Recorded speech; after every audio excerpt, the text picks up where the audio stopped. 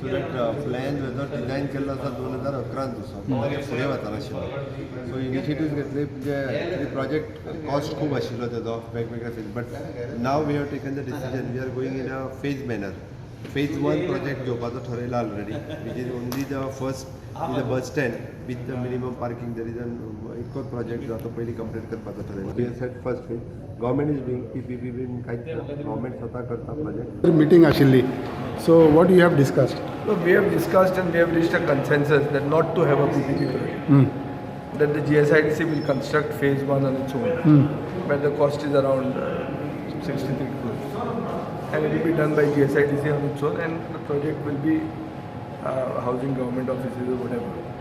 And he has said that we will go for first phase. First phase includes bus base and all like that.